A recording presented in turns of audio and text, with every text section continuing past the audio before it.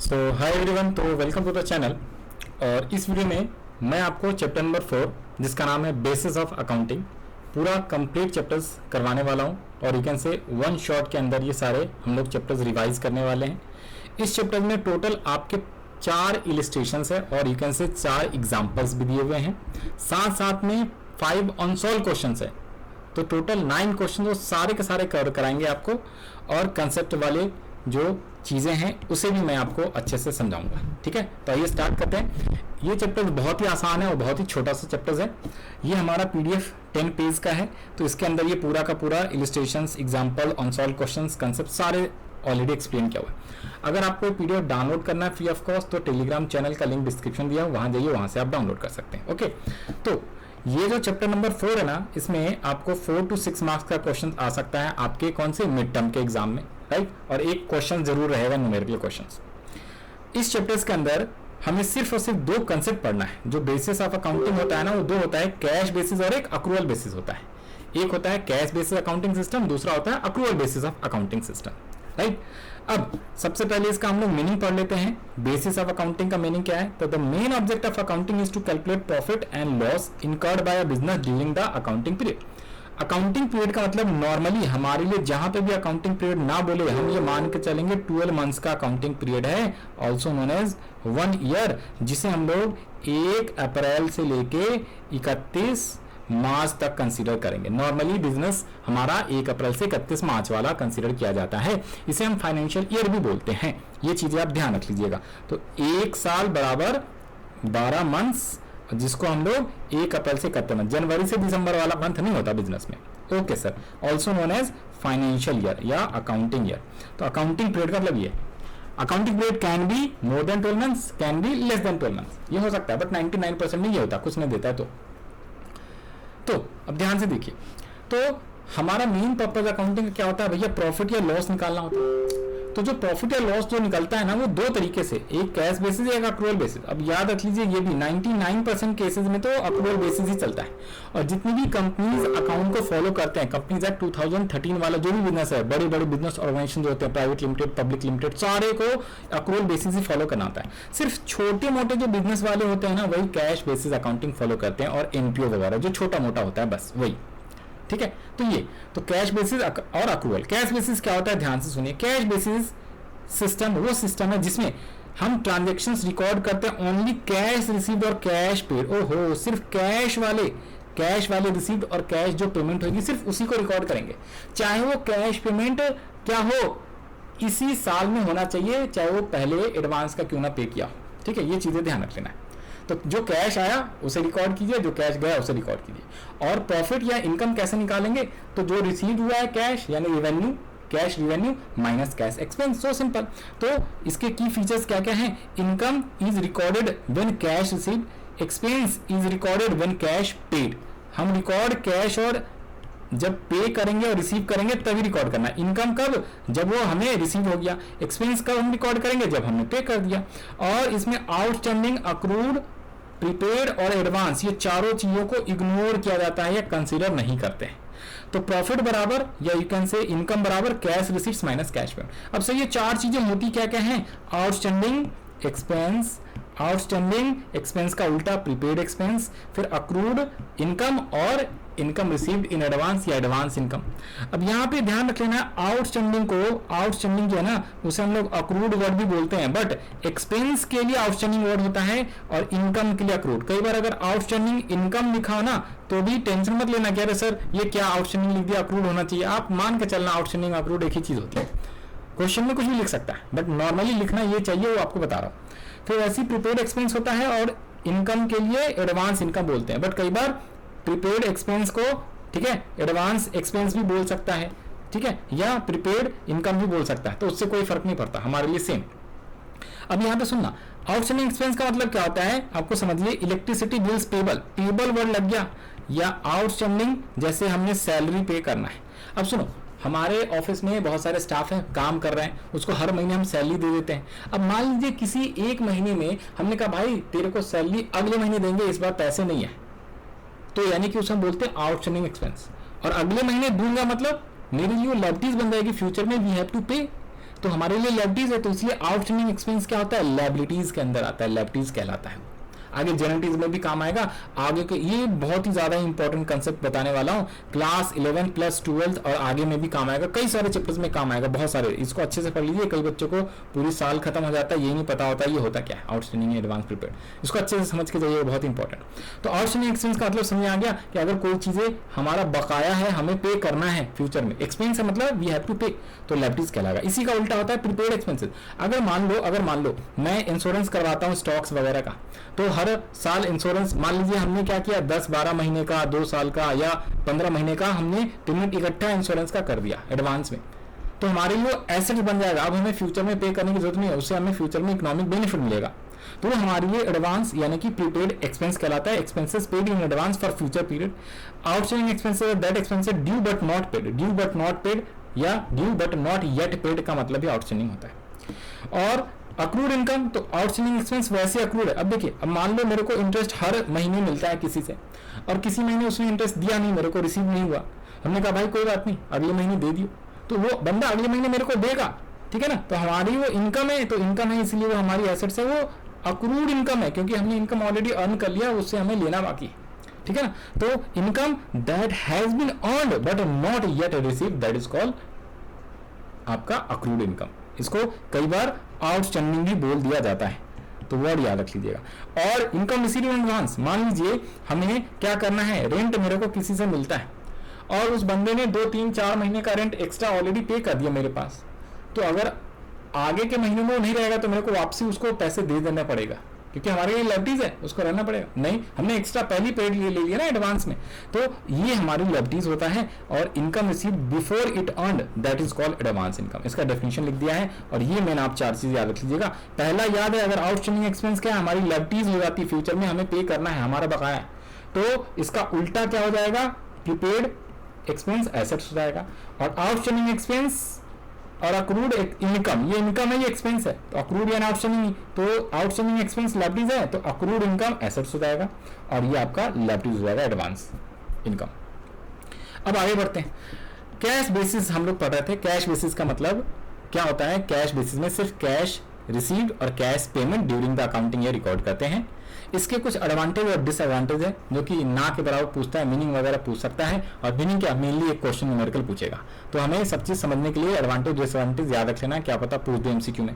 तो cash basis का advantage क्या होता है, it is very very simple, ये बहुत ही सिंपल होता है, इसमें कोई एडजस्टमेंट करने की जरूरत नहीं होती है। एडजस्टमेंट ये 4 चीजों का एडजस्टमेंट होता है।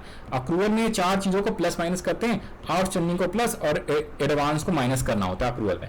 लेकिन आपका कैश बेसिस में कोई भी एडजस्टमेंट करने की जरूरत नहीं होती। और ये क्या होता है, इसके अंदर एस्टिमेट्स और जजमेंट क्या होता है, बहुत ही कम रिक्वायर होता है, ठीक है ना। और ये ट्रू पिक्चर नहीं बताता, ये स्मॉल बिजनेस में और एनपीओ नॉन प्रॉफिट ऑर्गेनाइजेशन में यूज किया जाता है। एंड ये हमारा कैश बेसिस क्या होता है, मोस्ट ऑफ द ट्रांजेक्शंस अगर कैश में है तभी सूटेबल है। इसका डिसएडवांटेज क्या होगा कि ये डिसएडवांटेज ये ट्रू पिक्चर नहीं देता, ट्रू प्रॉफिट और ट्रू फाइनेंशियल पोजीशन नहीं बताता, क्योंकि सिर्फ कैश के ट्रांजैक्शन रिकॉर्ड करे भैया, अक्रूवल वाले लिए नहीं, आउटस्टैंडिंग एडवांस वाले। और ये मैचिंग प्रिंसिपल को फॉलो नहीं करता। चैप्टर 2 में पढ़ना है मैचिंग प्रिंसिपल, वो ये कहता है कि ड्यूरिंग अकाउंटिंग पीरियड जितने एक्सपेंस करे हैं उसके बदले में जितनी भी इनकम हुई है उसको कंसिडर करना है।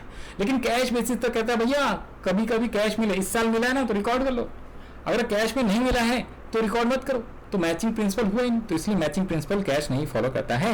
और कैपिटल और रेवेन्यू आइटम में डिस्टिंग्विश नहीं करता, अंतर नहीं समझता है, इसीलिए इसका प्रॉफिट क्या है, इनएक्यूरेट है, मतलब सही सही प्रॉफिट नहीं दिखाता है। तो ये इसके कुछ एडवांटेज डिसएडवांटेज थे।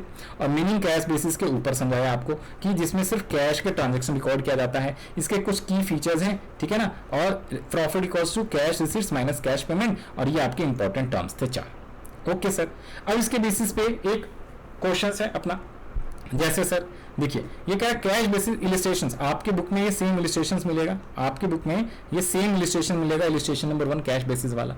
इसके अंदर वो क्या बोला है आपसे, कह रहा है क्या 2023-24 मिस्टर अशोक। अब ये आप ध्यान रख लीजिए, ईयर चेंज हो सकता है और नाम आपका चेंज हो सकता है। अगर आपके बुक 2026 वाला है तो 25 और 26 लिखा होगा, और यहाँ पे भी 2026, और ये नाम अशोक की जगह कुछ भी लिख देगा, A B C कुछ भी, मिस्टर ए जो मर्जी मान लीजिए, उससे मतलब नहीं। ये फिगर सेम दिया होगा, अमाउंट जो है वो सेम। अब यहाँ पे देखिए इसने कहा है कि हमने कैश सेल्स करा है 3,90,000 का, और साथ में इसने बोला क्या क्रेडिट सेल भी करा है 160 का। फिर कह रहा है हमने टोटल एक्सपेंसेस इंकर्ड करा है 270, आउट ऑफ विच, ये ध्यान रख लेना, ये आउट ऑफ विच का मतलब है ये 80,000 इसमें इंक्लूड है, out of which 80,000 remained unpaid, unpaid का मतलब होता है आउटस्टैंडिंग। ओके तो यानी कि 270 है ना, तो ये 1,50,000 कैश वाला है, और इसमें 80,000 क्या है, 80,000 नहीं, 190 और 80, 1,90,000 तो कैश में पे किया है, और ये आपका आउटस्टैंडिंग वाला है, ये दोनों मिला के 270। अब आगे इसमें बोला कैश बेसिस अकाउंटिंग बनाओ, तो कैश बेसिस तो सिंपल है, कैश बेसिस में हमारा स्टेटमेंट आपका ये रहने वाला है, रिवेन्यू में से एक्सपेंस माइनस करना है, तो रिवेन्यू कितना है, कैश वाला ये इग्नोर कर दो, ठीक है, ये 80 वाला, सिर्फ कैश ले लो, तो कैश 390 और 190, तो हमने 390 और 190 लिया, तो हमारा इनकम आ गया 2 लाख रुपए, या यू कैन से प्रॉफिट आ गया 2 lakh. This is called cash basis, बस सिंपल। सर अगर अक्रूवल बेसिस होता तो, सर अक्रूवल तो अभी समझा नहीं है, पहले एग्जांपल समझ लेते हैं, फिर अक्रूवल ऊपर में कंसेप्ट समझा देंगे। देखिए अक्रूवल बेसिस में सेम क्वेश्चन को अक्रूवल करना है, तो अक्रूवल करना है तो अपने को क्या करना पड़ेगा, टोटल सेल लिखना पड़ेगा, टोटल सेल में टोटल अपने को एक्सपेंस लेस करना है, टोटल सेल मतलब कैश प्लस क्रेडिट दोनों, कैश 390 और 160 अलग अलग था ना ये दोनों, तो ये दोनों इसमें लेना पड़ेगा, कैश सेल्स भी और क्रेडिट सेल्स भी, तो ये आ गया अपना कितना 390 और 160 5,50,000। ओके, और एक्सपेंसेस में हमने क्या किया 190 प्लस 80, ये दोनों ले लेना है 270। सर ये अलग अलग है ना, ये 80 इसी में ऐड है, तो या सीधा सीधा 270 ले लो, या ये अलग अलग करके मैंने लिखा था, दोनों को जोड़ेंगे तो इतना ही आएगा 270, तो सीधा सीधा 2,70,000 लेस कर लेंगे टोटल। तो अक्रूवल प्रॉफिट, अक्रूवल बेसिस पे प्रॉफिट कितना है सेम बिजनेस का 280, और यहाँ पे 2 lakh.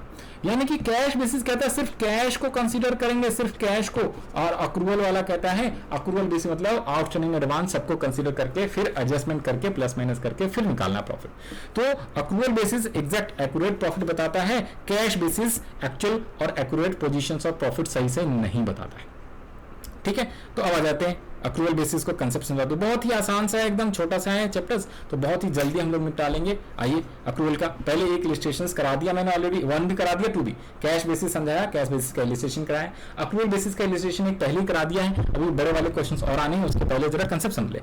Accrual basis of accounting क्या कहता है, under this system transactions are recorded when they are earned और इनकर्ड। ओहो, अर्न्ड एंड इनकर्ड, सर ये क्या होता है, क्या होता है, तो अर्न्ड का मतलब क्या होता है, ये रिवेन्यू के लिए वर्ड है, रिवेन्यू, और इनकर्ड जो एक्सपेंसेस हम लोग खर्च करते हैं वो एक्सपेंसेस के लिए यहाँ पे वर्ड लिखा हुआ है इनकर्ड, इनकर्ड किया, खर्चे हो गए हमारे, और ये रिवेन्यू के लिए अर्न हो गया।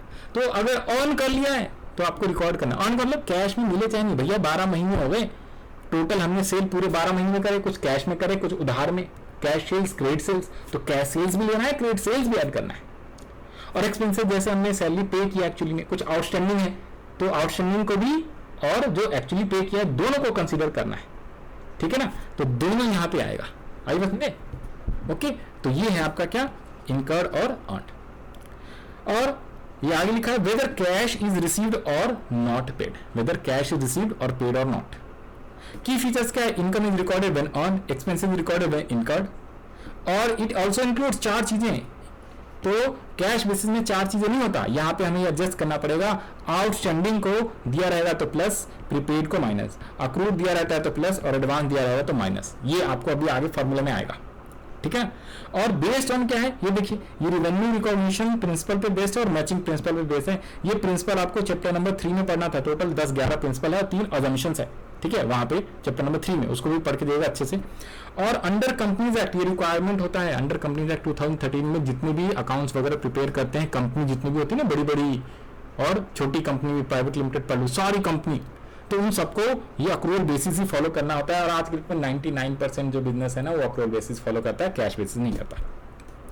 अब इसके कुछ एडवांटेज और डिसएडवांटेज है। अक्रूवल बेसिस का एडवांटेज क्या है, कंसीडर ऑल एडजस्टमेंट, सर ये पॉइंट नंबर 1 है, ये है 2, और इसी के अंदर में ये 1 2 3 4, तो ये 4 एडजस्टमेंट्स होते हैं, ये चारों एडजस्टमेंट क्या करने पड़ते हैं, अपने को अक्रूवल बेसिस में करना पड़ेगा।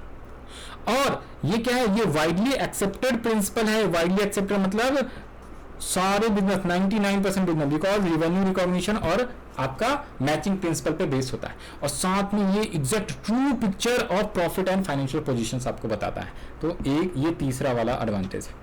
फिर यहाँ पे चौथा है, ये मोर साइंटिफिक मेथड होता है, ठीक है। ऑल ट्रांजेक्शन्स को हम लोग अकाउंटिंग पीरियड के अंदर जो किया कंसिडर करते हैं, चाहे वो मिले ना मिले, और ये एक्यूरेट प्रॉफिट एंड लॉस बताता है, और साथ में ये मोर रियलाइबल होता है, कैश बेसिस से ज्यादा रियलाइबल है, कैश बेसिस कम रियलाइबल। इसके कुछ डिसएडवांटेज भी है। अब देखो जी, ये थोड़ा कम्प्लेक्स होता है, सारी चीज एडजस्टमेंट करनी है तो कम्प्लेक्स तो होगा ही डाटा, और अगर कम्प्लेक्स डेटा है, लंबा चौड़ा एडजस्टमेंट करना है तो टाइम ज्यादा लगेगा, एफर्ट ज्यादा लगेगा, तो आपकी कॉस्ट भी क्या होगी, अकाउंट्स बनाने की कॉस्ट ज्यादा लगती है, और साथ साथ में प्रॉफिट जो है वो क्विकली डिटरमाइन नहीं कर सकते, क्योंकि इसमें बहुत सारे एडजस्टमेंट करने होते हैं, तो थोड़ा टाइम लग जाता है। अब यहाँ पे लास्ट है क्या, डिफरेंसेस दोनों के बीच में, कैश बेसिस और अक्रूवल बेसिस में डिफरेंस क्या है। तो कैश बेसिस में क्या है, सिर्फ कैश ट्रांजैक्शन रिकॉर्ड करते हैं, अक्रूवल में कैश क्रेडिट दोनों रिकॉर्ड करते हैं। ओके, ये क्या है, ये बहुत ही सिंपल है, ये थोड़ा सा मोर टेक्निकल और कॉम्प्लेक्स डेटा होता है। इसमें प्रॉफिट सिर्फ कैश रिसीट्स और कैश पेमेंट के बेसिस पे होता है, इसमें सारे एडजस्टमेंट करने होते हैं, चारों, आउटस्टैंडिंग, एडवांस, प्रीपेड, अक्रूड, सारे। और यहाँ पे देखो एक्सपेंस और इनकम के बारे में लिखा हुआ है, तो ये इसको कंसीडर इग्नोर करता है और ये भी इग्नोर होता है, लेकिन इसमें ये दोनों को कंसीडर करना पड़ता है, ये ध्यान रखिएगा, ये इग्नोर है, इसमें कंसीडर करना पड़ता है। फिर क्या है, कंपनीज एक्ट के अंदर जो नहीं है उसको कैश बेसिस वो फॉलो कर सकता है, जो कंपनी एक्ट फॉलो नहीं करता है, लेकिन जो कंपनीज एक्ट के अंदर है उसे तो पक्का अप्रूवल ही लेना पड़ेगा। और मोर रियलाइबल कौन है सर, ये लेस रियलाइबल है कैश वाला, और अक्रूवल वाला मोर रियलाइबल होता है। ये सिर्फ स्मॉल बिजनेस और एनपीओ के लिए होता है, और ये सारी कंपनीज और लार्ज बिजनेसेस के लिए क्या होता है, बिजनेस नहीं, बिजनेस वालों, लार्ज बिजनेस के लिए क्या हमें अक्रूवल बेसिस ही फॉलो करना पड़ता है। ओके, ये था पूरा कंसेप्ट, चैप्टर खत्म। 2 इलस्ट्रेशन में ऑलरेडी सॉल्व करा दिए हैं, तीसरे इलस्ट्रेशन पे आ जाते हैं। आइए, ये सारे इलस्ट्रेशन आपके बुक में मिलेगा। तीसरा इलस्ट्रेशन क्या कर रहा है, अब देखो यहाँ पे ईयर आप चेंज कर लीजिएगा, 2026 गौतम की जगह गुरमान है 2026 वाले बुक में, बाकी आपके पास पुरानी बुक है तो और कोई नाम और ईयर चेंज होगा उससे कोई मतलब नहीं है, मेनली डेटा और कंसेप्ट पे समझना है। तो कह रहा है कोई पर्सन है, उसका बिजनेस है, कुछ इन्फॉर्मेशन दिया हुआ है साल के एंड में 31 मार्च को, और क्या क्या इन्फॉर्मेशन है, तो कह रहा है 6 इन्फॉर्मेशन दिए हुए, 3 एक्सपेंस का, 3 इनकम का, यानी रेवेन्यू का। इससे आपको कैश बेसिस, अक्रूवल बेसिस, दोनों बेसिस पे निकालना है। ओके सर, आ जाइए। तो कह रहा है क्या, कैश एक्सपेंसेस पेड, यानी कि ये कैश वाला है, पेड इन एडवांस, इंक्लूड और एक्सक्लूड ध्यान रख लेना है। तो ये इंक्लूड बोला हुआ है, ये इंक्लूड है, तो इसमें ये 40 इंक्लूड है ऑलरेडी, और ये इसमें इंक्लूड है। तो ये कह रहा है एक्सपेंसेस पे किया, एक्सपेंसेस पेड इन एडवांस है, और एक्सपेंसेस नॉट येट पेड का मतलब है आउटस्टैंडिंग के बारे में बोला है, और ये भी नॉट येट रिसीव का मतलब है, इसे हम इनकम के लिए अक्रूड वर्ड बोलते हैं, और इसे आउटस्टैंडिंग भी बोल सकते हैं, बकाया, हिंदी में बकाया। तो कैश बेसिस निकालना है, तो कैश बेसिस तो आसान है सर, वैसे तो आंसर यहाँ पे नीचे दिया हुआ है, ठीक है, बाकी मैंने इधर पे भी सॉल्व करा दिया है। इस तरीके से आप करोगे लिख के तो ज्यादा आसान पड़ेगा। तो आइए, तो पहले तो बता दी रेवेन्यू, देखो जब भी अक्रूवल बेसिस होता है ना, तो अक्रूवल बेसिस में आपको ये फॉलो करना है, रेवेन्यू निकालना हो तो इनकम जो मिला है वो उसमें अक्रूड प्लस करिए और एडवांस को माइनस कर लीजिए, और एक्सपेंस में एक्सपेंस पेड जो किया उसे उसमें आपको आउटस्टैंडिंग प्लस करना है और प्रीपेड को माइनस कर देना है। सर समझ नहीं आया, मतलब सर यहाँ पे देखिए, अगर आपको रेवेन्यू निकालना है और एक्सपेंस निकालना है, सर रेवेन्यू मतलब टोटल रेवेन्यू और टोटल एक्सपेंस हम अक्रूवल बेसिस पे निकालते हैं। तो जो अपना इनकम है, जो इनकम रिसीव हुआ है उसमें अक्रूड वाला आप क्या करोगे, प्लस, और माइनस कर दोगे एडवांस वाला, और यहां पे जो आपने एक्सपेंसेस पे करा है, जो एक्सपेंसेस आपने पे करा है उसमें आप क्या करोगे, आउटस्टैंडिंग प्लस करोगे और माइनस कर दोगे प्रीपेड। ये चीजें आप ध्यान रख लीजिएगा, तो आपको कभी भी गलती नहीं होएगा, ठीक है, ये चीजें ध्यान रख लेना, कभी भी गलती नहीं होगा। स्टेटमेंट इस तरीके से बनाना है, देखिए कैश बेसिस है तो पहले कैश रेवेन्यू और माइनस कैश एक्सपेंसेस, रिसीव्ड और पेमेंट, तो नेट इनकम आपकी आ जाएगी। सो सिंपल, नेट इनकम आपका इस तरीके से यहाँ पे आ जाएगा, नेट इनकम, ठीक है ना, नेट इनकम आ जाएगा। तो कैश और कैश, और अगर अक्रूवल बेसिस है तो total revenue minus total expense, जिसमें जितना मिला है income receive plus approved minus advance, और एक्सपेंसेस पेड, आउटस्टैंडिंग एक्सपेंसेस और प्रीपेड एक्सपेंसेस को माइनस करना, इस तरीके से जो यहाँ पे फॉर्मूला लिखा है। तो यहाँ पे देखिए, इसमें तो सिर्फ और सिर्फ कैश बेसिस लेना है, कैश बेसिस। तो सर यहाँ पे आओ, ये क्वेश्चन है, तो कैश पेड कितना है 160 और रिसीव, तो पहले रेवेन्यू लिखना है, रिसीव है 240, ये इसमें ऑलरेडी इंक्लूडेड है तो अलग से करने की जरूरत नहीं है। तो यहाँ पे आइए, तो कैश रिसीव कितने में 2,40,000 और एक्सपेंसेस कैश वाला कितना है 160, तो इसको माइनस कर लिया तो 80,000 क्या हो गया net income cash basis. So simple, खत्म।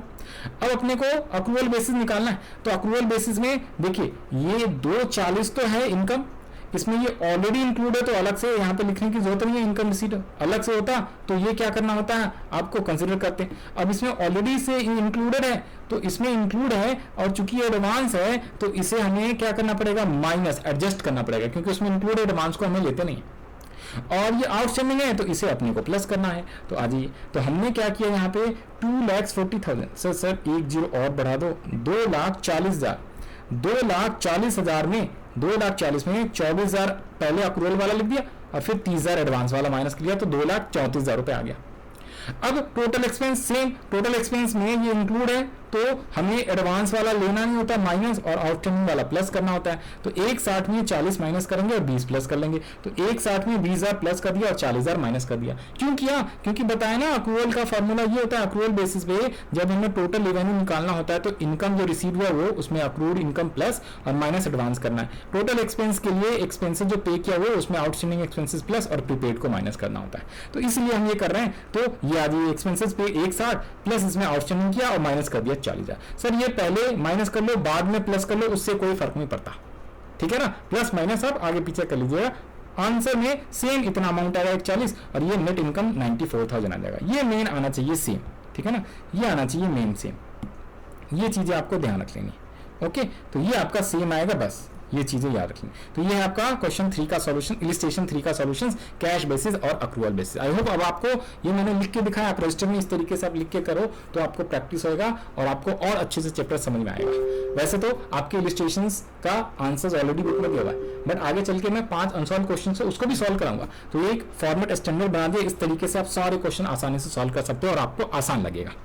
नेक्स्ट इलिस्ट्रेशंस पे आ जाइए। नेक्स्ट इलिस्ट्रेशंस है इलिस्ट्रेशन नंबर 4, ठीक है। इलिस्ट्रेशन नंबर 4 में भी कैश और अक्रूवल दोनों बेसिस पे क्वेश्चन पूछा। कह रहा from the following information determine profit earned और loss incurred when cash basis accounting is followed and accrual basis of accounting followed. Information क्या क्या गिवन है सर? इन्फॉर्मेशन है कैश सेल दिया हुआ है, क्रेडिट सेल दिया हुआ है, आउटस्टैंडिंग सैलरी एंड वेजेस है, इंश्योरेंस पेड इन एडवांस दिया हुआ है, आउटस्टैंडिंग इलेक्ट्रिसिटी है, income received excluding, sir excluding including इसको अच्छे से ध्यान रखिएगा।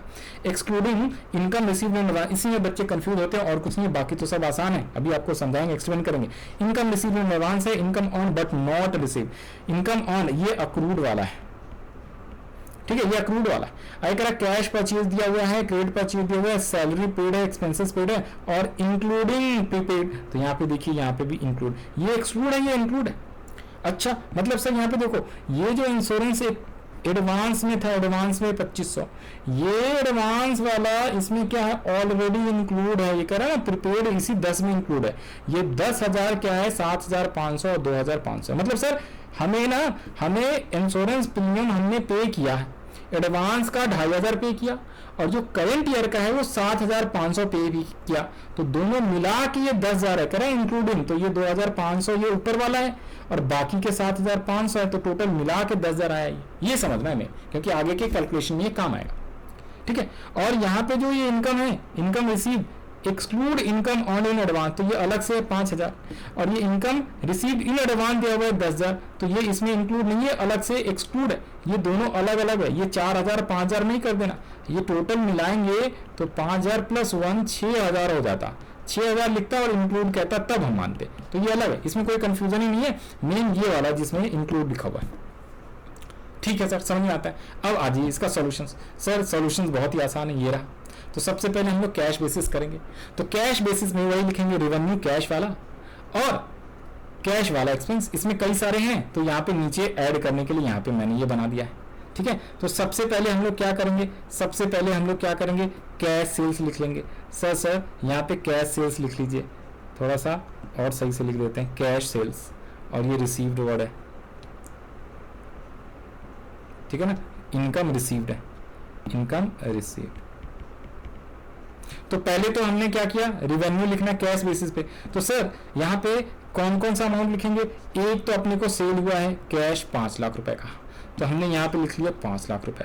फिर हमें इनकम मिला है, रिसीव्ड वाला लेना है कैश बेसिस। सर इनकम कहाँ पे, इनकम का इनकम रिसीव्ड कितने 5,000 रुपए, एक्सक्लूडिंग इनकम है, ये नहीं है तो कोई बात नहीं, तो हटाओ। वैसे भी एडवांस हमें क्या करना है, ये आज ये एडवांस अलग से है, तो ये 5,000 हमें मिला, तो हम क्या करेंगे 5,000, और ये अलग से तो ये अलग से एडवांस को हमें मिला है ना, कैश में होगा ये, तो अलग से हमने इसको 1,000 और ऐड कर लिया, 1,000 और ऐड कर लिया अलग से, टोटल 6, अभी इधर पे बताया था लिख के 6, तो हमारे लिए 6, तो टोटल 5,06,000 हो गया ये। अच्छा, कैश बेसिस, सारे कैश वाले हमने जोड़ दिया, आउटस्टैंडिंग छोड़। अब एक्सपेंसेस को हमने लेना है, कैश वाले एक्सपेंसेस, तो कैश वाले एक्सपेंसेस के लिए आ जाइए कौन कौन से। एक तो हमने क्या किया, कैश परचेज 2,75,000। फिर हमारे पास क्या है देखिए जरा, हमने इलेक्ट्रिसिटी के एक्सपेंसेस पे किए हैं 11,000, सैलरी वेजेस किए हैं 44,000। तो सर यहाँ लिखा नहीं है, यहाँ लिख देते हैं, ये है सैलरी एंड वेजेस। फिर इलेक्ट्रिसिटी के एक्सपेंसेस हैं, इलेक्ट्रिसिटी एक्सपेंसेस हमने पे किया है 11,000 का, ये 44 का है, ठीक है, ये 44,000 का था, क्या चीज़, ये तो 2,75,000 है, 2,75,000 था ना, ओके, और ये 11,000 है इलेक्ट्रिसिटी के, ठीक है सर। उसके बाद तो ये हो गया और ये हो गया। अब कह रहे हैं insurance expenses paid including prepaid, 10,000 का हमारा पे किया हुआ टोटल, तो टोटल 10,000 है तो 10 ले लो, इसमें इंक्लूडिंग है एडवांस, उससे कोई दिक्कत वाली बात नहीं। अलग अलग लेना है तो 7,500 और 2,500, तो यहाँ पे 7,500 2,500 टोटल 10,000 है, तो यहाँ पे टोटल हमने 10,000 लिया है, मैंने अलग से यहाँ पे लिख के दिखा दिया जानबूझ के, ठीक है ना। ये टोटल इंश्योरेंस वाला है, इंश्योरेंस पेड वाला है, क्योंकि भैया टोटल पे किया ना, टोटल कैश में जितना किया वो लेना है, तो ये टोटल मिला के 3,40,000 हो जाता है। अब 5, 6 माइनस 3, 40, तो 1,66,000 ही आएगा, 1,66,000, ये आपका आ गया क्या, net income also known as profit. ये है आपका कैश बेसिस क्वेश्चन नंबर 4। इसी को अक्रूवल बेसिस करना है, अक्रूवल बेसिस, तो ध्यान से देखिए, अक्रूवल में अपने को टोटल लेना है ना, टोटल रेवेन्यू और टोटल एक्सपेंसेस, टोटल रेवेन्यू और टोटल एक्सपेंसेस लेना है। तो अक्रूवल बेसिस पे क्या होगा, देखो सबसे पहले कैश सेल्स भी लेंगे, फिर क्रेडिट वाले भी लेंगे, और जितने भी हमारे इनकम हुए हैं, इनकम रिसीव्ड 5,000, एडवांस वाला माइनस करना पड़ेगा, ठीक है जी, और जो हमने इनकम अर्न किया है लेकिन मिला नहीं है 3,000, तो ये प्लस करोगे, ये अलग से है तो हटा दो, हमें कंसीडर नहीं करना। 6,000 में से माइनस 1,000 कीजिए, 1,000 को लीजिए मत, ये 3,000 प्लस 5,000, तो ये 8,000। यहाँ पे बच्चों को दिक्कत होगी, इस वाले में बच्चों को दिक्कत होती है इनकम में। अब देखिए कैसे करना है, इसको समझ लीजिए बस। ये में सर इनकम एक्सक्लूड है एडवांस वाला, मतलब अलग से एडवांस है, एडवांस को तो हमें माइनस करना, माइनस कब करेंगे, जब ऑलरेडी इंक्लूडेड रहेगा तब। भाई अगर जुड़ा है कोई चीज एडवांस लेना नहीं, उसको हटा दीजिए, इसमें ऑलरेडी पहले से हटा हुआ है, तो इसको 1,000 लेना ही नहीं है, सीधा सीधा 5,000 और 3,000, और प्लस हमारे दो यहाँ पे है कैश और क्रेडिट। तो हमने क्या किया, यहाँ पे 5 लाख लिया, क्रेडिट सेल्स लिया, और 5,000 प्लस 3,000 सिर्फ 8 लेना है। यहाँ पे वो 1,000 वाला ना तो प्लस करना है ना माइनस करना है, क्योंकि वो अलग से हटा हुआ है, एडवांस हमें लेना ही नहीं होता। एडवांस माइनस क्यों करते हैं, सर आपने तो कहा था यहाँ पे माइनस करोगे, कहाँ पे कहा था सर यहाँ पे माइनस, तो भैया माइनस तब करेंगे जब इसमें टोटल में ऑलरेडी इंक्लूडेड होता है, तब नहीं है तो उसको हमें लेने की जरूरत नहीं है। तो हमें सिर्फ और सिर्फ 5 और 3,000 लेना है, और वो हमारा अक्रूवल बेसिस आएगा 8,000, ये टोटल करोगे 7,08,000। अब एक्सपेंसेस की बात करते हैं, तो एक्सपेंसेस ये रहा, कैश परचेज, क्रेडिट परचेज, ये दोनों ले लेंगे हम लोग, साथ में वेजेस पेड है, फिर कह रहा है इलेक्ट्रिसिटी ये भी पेड है, फिर कह रहा है insurance expenses paid including prepaid, तो ये पूरा 10,000 ले लेंगे, ठीक है जी, तो ये भी इसमें आ जाएगा अपने आप। और कह रहा है कि आउटस्टैंडिंग, तो इसे हम लोग जोड़ेंगे, और सर ये जब 10,000 पूरा लिया ना, तो इसमें से 2,500 घटा दो, क्योंकि प्रीपेड या एडवांस को हटाना होता है, क्योंकि ये 10 में इंक्लूड है। अदरवाइज क्या करो, ये अलग से है तो इसको हटा के सिर्फ ये 7,500 लेंगे, तो जैसे मर्जी वैसे कर लीजिए। तो यहाँ पे कैश परचेज, क्रेडिट परचेज, फिर टोटल एक्सपेंस में 44,000 लेंगे, 11,000 लेंगे, फिर 1,000 लेंगे, फिर 4,000 और 10,000 लेके, और 2,500 लेस कर देना है, तो ये एग्जैक्टली 7,500 ही आएगा, और टोटल करेंगे 67,500 आएगा। ये चीज़ें ध्यान रखिए। तो ये टोटल आया 4,67,500, इसमें से लेस करेंगे तो 2,40,500 आ जाएगा, ये आएगा अक्रूवल बेसिस पे। अब हम लोग आ जाते हैं क्या, आंसर्स 1, ये आंसर्स 1 और 2, अच्छा ये आंसर्स 1 और 2 था, यहाँ पे अलग से यहाँ पे कराया हुआ आंसर 1 भी है और 2 भी है, मैंने यहाँ पे ये भी करा दिया है बेसिकली, है ना। ये वैसे आंसर इलिस्ट्रेशन 1 और 2 बुक में ही करा दिया था, बट यहाँ पे अलग से यहाँ पे लिख के भी करा दिया है। नहीं ये तो क्वेश्चंस का है, आई एम सो सॉरी, ये तो इलिस्ट्रेशंस हो गए ना 4। अब यहाँ पे ये इलिस्ट्रेशन सारे खत्म, यहाँ से न्यूमेरिकल क्वेश्चन स्टार्ट होते हैं जिसको हम बोलते हैं अनसॉल्व क्वेश्चन। तो अनसॉल्व क्वेश्चन पे आ गया, अनसॉल्व क्वेश्चन का सोल्यूशन था। ये कह रहा है क्या, during the year 2026-31 March Mohan had cash sales 90,000, credit sales 60,000, his expenses for the year 70,000 का एक्सपेंसेस है। आई कह रहा out of this 30,000 yet to be paid. ओहो, ये out of this 30,000 yet to be paid का मतलब है ये आउटस्टैंडिंग है भाई। तो इस 70 में ये 30 जुड़ा हुआ है, ठीक है ना। आउट ऑफ विच का मतलब इंक्लूड होता है, तो यानी कि ये 70 कैसे आया है, ये 40 प्लस ये वाला 30 है, मिला के ये 70 है, ठीक है ना। तो ये कैश वाला है और ये आउटस्टैंडिंग वाला है। आई कह रहा find Mohan profit for the year ended on cash basis. जैसे इलिस्ट्रेशंस 1 था, सेम क्वेश्चंस 1 है, इसका आंसर 50 आना चाहिए। सॉल्यूशंस कैसे करेंगे, तो ये रहा, पहले लिख लीजिए आंसर 1 क्वेश्चन रेवेन्यू। तो रेवेन्यू लेना है अपने को कौन सा वाला, सिर्फ और सिर्फ कैश वाला लेना है, सिर्फ और सिर्फ कैश वाला लेना है। और एक्सपेंसेस भी सिर्फ और सिर्फ कैश वाला लेना है, कैश बेसिस है ना, ये आपका कैश बेसिस है, कैश बेसिस अकाउंटिंग है। तो हम लोग क्या करेंगे, सिर्फ 90,000 ले लिया, यहां से कैश वाला सेल क्रेडिट हटा दिया, और इस 70 में से 30 हटाएंगे तब जाके 40 बचेगा जो कि कैश एक्सपेंस है। तो 70 माइनस 30 40, तो ये आपका आंसर आ गया 50,000 रुपए। सेम क्वेश्चंस को इसने कहा है, अब वाले क्वेश्चन 1 को इंफॉर्मेशन कंसीडर कीजिए और इसका ही अक्रूवल बेसिस पे प्रॉफिट निकालिए। तो अक्रूवल बेसिस पे क्या करेंगे, यहाँ पे अपने को टोटल रिवेन्यू लेना होता है और टोटल एक्सपेंस लेना होता है, ठीक है ना। टोटल, तो टोटल में 90 प्लस 60 दोनों को लेना पड़ेगा ना, कि जो हमारा ये इंफॉर्मेशन 90,000 कैश सेल्स है प्लस क्रेडिट सेल दोनों ले लिया हमने 150, और जो एक्सपेंसेस है 70, या तो पूरा 70 टोटल है, या अलग से 40 प्लस 30 करके वो भी 70 आएगा। तो 40 प्लस 30 ही 70 था, तो पूरा 70 ले लीजिए, तो ये आपका 80,000 आ जाएगा क्या, नेट इनकम यानी कि नेट प्रॉफिट। ये है अक्रूवल बेसिस, ये क्या है, अक्रूवल बेसिस पे हमने निकाला, अक्रूवल बेसिस पे निकाला हमने, ठीक है सर। अब आ जाते हैं क्वेश्चन नंबर 3 पे, बस 3 ही क्वेश्चन बचे, 3, 4, 5, बस उसके बाद चैप्टर्स खत्म है और कुछ नहीं, बहुत छोटा सा चैप्टर था और बहुत अच्छे समझाया। जो लोग मेरे चैनल पे नए हैं प्लीज सब्सक्राइब कर लीजिए, वीडियो पसंद आ रहा है तो भाई लाइक जरूर दबा दो, like is very very important. और आजकल तो हाइप आ गया, हाइप कर दो फटाफट। हाँ जी, कोई भी डाउट हो, कोई भी प्रॉब्लम हो, उसका सोल्यूशन मैं प्रोवाइड कराऊंगा, कमेंट सेक्शन में आप लिख सकते हो, ओके ना।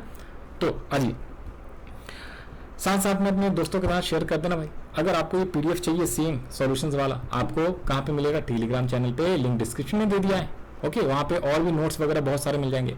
बाकी वीडियोस के लिए प्लेलिस्ट में जाइए, सारे चैप्टर्स के solutions, revisionary videos, even economics के भी बहुत सारे मिलेंगे, बीएसटी के भी मिल जाएंगे सारी चीजें। Now come two point, question number 3।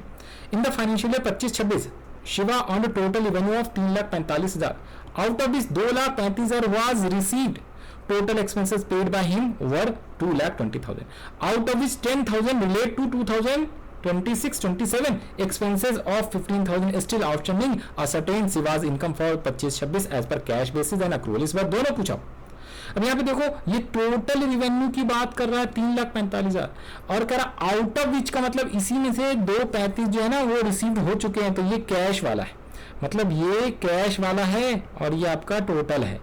और यहाँ पे टोटल एक्सपेंस बोला हुआ है, ये 2,20,000 आपका टोटल है, और आउट ऑफ विच बोला है 10,000, ये रिलेट टू 26-25 यानी कि ये प्रीपेड है। और एक्सपेंसेस 15,000 का कह रहा है क्या है, स्टिल आउटस्टैंडिंग है, यानी कि ये आपका आउटस्टैंडिंग है। So simple. तो कैश में तो सिर्फ कैश बेसिस लेना है, तो ये कैश यहाँ पे सीधा सीधा 2,35 ले लेंगे, क्योंकि इसी में से ये 2,35 वाला कैश है, और ये तो टोटल रिवेन्यू था, तो जिसमें से कैश वाला ये है। और कैश में कितने पेमेंट करें, तो 2,20 तो अपने टोटल एक्सपेंस पेड है, तो यही आपका कैश में, ये तो आउटस्टैंडिंग है, और ये एडवांस भी इंक्लूड, उससे मतलब नहीं है। तो कैश बेसिस तो आसान है, 235 और 2,35,000 और 2,20 कर देना। तो ये क्वेश्चन नंबर 3 का ये रहा। तो कैश बेसिस तो बहुत ही आसान है, रिवेन्यू कैश वाला 2,35 और एक्सपेंसेस कैश वाला 2,20,000, तो नेट इनकम आ गया 15,000 रुपए। So simple. अब अगर हम बात करते हैं अक्रूवल बेसिस का, अक्रूवल बेसिस भी निकालना है, ये आंसर ही है, और ये 1,20 आएगा। अक्रूवल बेसिस की बात करेंगे तो देखिए, टोटल रेवेन्यू लेना है अपने को और टोटल एक्सपेंस लेना है, टोटल रेवेन्यू और टोटल एक्सपेंस लेना है। तो टोटल तो भैया कितना है, ये टोटल रेवेन्यू 345 है, जिसमें ये ऑलरेडी इंक्लूडेड है, अलग से इसको इंक्लूड मत कर देना, ये ऑलरेडी इंक्लूड है क्योंकि इसने टोटल बोला है और ये आउट ऑफ विच बोला, तो हमने 3,45,000 ले लिया टोटल रेवेन्यू। ओके, अब अपने को टोटल एक्सपेंस करना है, तो टोटल एक्सपेंस कैसे करेंगे ध्यान से, 2,20,000 तो टोटल एक्सपेंस पेड किया हुआ है, जिसमें से 10,000 प्रीपेड है, तो इस 10 को लेस करना पड़ेगा, प्रीपेड इंक्लूडेड रहता है तो लेस, और जो आउटस्टैंडिंग है उससे प्लस, तो भैया हमने 15,000 प्लस और 10,000 को माइनस कर लिया, तो 2,25,000 आ गया, तो टोटल इनकम 1,20,000। सर अब ये आप ध्यान से देखना, आउटस्टैंडिंग पहले प्लस करो या इसको बाद में प्लस करके प्रीपेड को पहले माइनस कर लीजिए, उससे फर्क नहीं पड़ता, ये प्लस माइनस है ना भाई। 2 + 3 - 1 इक्वल्स टू कितना आया, 2 + 3 - 1 आया 4, 2 - 1 + 3 वो भी आपका क्या आएगा, 4 ही आएगा। ठीक है, तो ये चीज है, ये चीज कंफ्यूजन मत करना कि बच्चे ये भी पूछते हैं जिसको नहीं पता। तो ये देखिए, ये अक्रूवल आ गया और ऊपर वाला कैश बेसिस। क्वेश्चन 3 का कैश बेसिस और अक्रूवल बेसिस, आई होप आपको समझ में आ गया होगा। ठीक है, अब हम लोग नेक्स्ट बढ़ते हैं क्वेश्चन नंबर 4 पे, 2 क्वेश्चन और रह गया, बस 5 मिनट और। क्वेश्चन 4 कह रहा है, नरेन give the information about income and expense for the year 31 March 2026। Prepaid कर expenses paid in advance not included. Okay sir, फिर कह रहा है एक्सपेंसेड नॉट येट पेड का मतलब आउटस्टैंडिंग, इनकम रिसीव और ये है इस बार इंक्लूडेड एडवांस में, income receive in advance included 15,000, और नॉट येट रिसीव का मतलब हम लोग अक्रूड बोलते हैं, इनकम के लिए वर्ड अक्रूड वर्ड लगाएंगे, ऑल्सो नोन एज आउटस्टैंडिंग। ठीक है सर, तो आइए कैश बेसिस और अक्रूवल बेसिस निकालना, इसका आंसर 44 और 47 आना है, तो आ जाइए फटाफट, सेम स्टेटमेंट सेम चीजें सारी चीजें। ये रहा क्वेश्चन 4 का सॉल्यूशन। सर पहले कैश बेसिस समझाओ, अक्रूवल बाद में समझाना। ठीक है सर, ठीक है, तो कैश में कैश रिवेन्यू लेना है, कैश रिवेन्यू कितना 240 है सर, सीधा सीधा 240 कैश वाला, ये रिसीव्ड एडवांस में हुआ है। ठीक है, तो अगर कुछ ना बोले तो हम मानेंगे 15,000 इसमें ऑलरेडी होएगा। ठीक है ना, तो अपने को कुछ एक्स्ट्रा करना नहीं है, सीधा कैश लेना है। सेम एक्सपेंसेस यहाँ पे पे किया 180 और ये अलग से नहीं दिया, तो हम मानेंगे ये इसमें इंक्लूडेड है। ठीक है, और क्वेश्चन में बता दे, लेकिन इसमें बोला नॉट इंक्लूडेड अब, तो फिर अच्छी बात है, ये इंक्लूडेड नहीं है।